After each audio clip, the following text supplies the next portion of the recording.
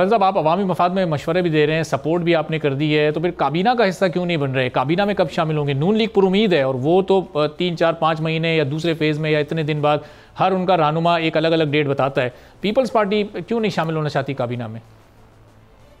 دیکھیے، Pakistan Peoples party کی سی نے فیصلہ کیا کہ ہم کابینہ کا حصہ نہیں ہوں گے، اور ہم کابینہ کا حصہ نہیں ہیں۔ میڈیا کے ذریعے ہم بڑا سن رہے ہیں کہ ہم کابینہ کا حصہ بننے جا رہے ہیں، آج کل میں بننے جا رہے ہیں،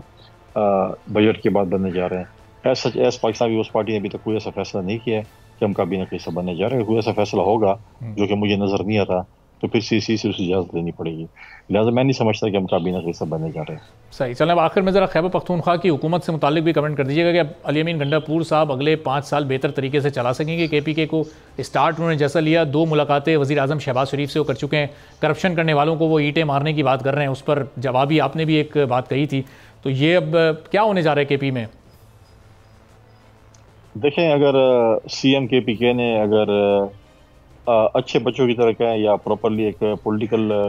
سی ایم کی طرح اگر بیہیو کیا تو میں سمجھتا ہوں کہ فیڈرل کے ساتھ ان کا لحاظ اچھا رہا تو میں سمجھتا ہوں کہ وہ چل سکیں گے۔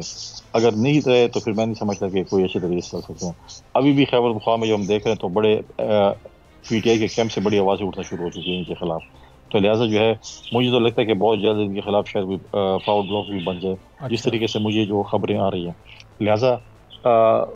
میرا صوبہ ہے، ہر کسی کا صوبہ ہے خیبر پختونخوا سے جس کا تعلق ہے، اس وقت اگر ہمارے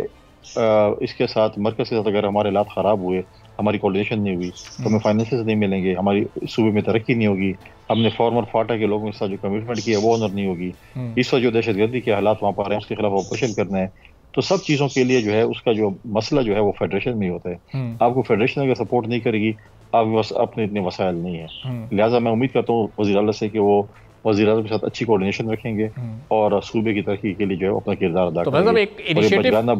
انیشیٹو تو انہوں نے اچھا لیا، 2 ملاقاتیں جو اب تک ہوئی ہیں اس میں وہ بھی پر امید دکھائی دے رہے ہیں، وزیر اعظم نے بھی انہیں کمٹمنٹس کیے ہیں، تو یہ ورکنگ ریلیشن شپ تو ایسا لگ رہا ہے کہ ایک بہتر بن گیا بہت ہی آغاز میں۔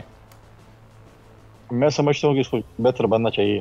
لیکن یہ بات نہیں ہونی چاہیے کہ میں آپ کے ٹی وی پروگرام میں بھی بیٹھا ہوں اور آپ کے ساتھ باتیں کر رہا ہوں اور جیسے ٹی وی پروگرام ختم ہو میں کسی اور چینل پہ آگے آپ کو گالی نکالنا شروع کر دوں، تو اس طریقے سے ورکنگ ریلیشن نہیں چلتی، تو ان کو بیہیو کرنا پڑے گا،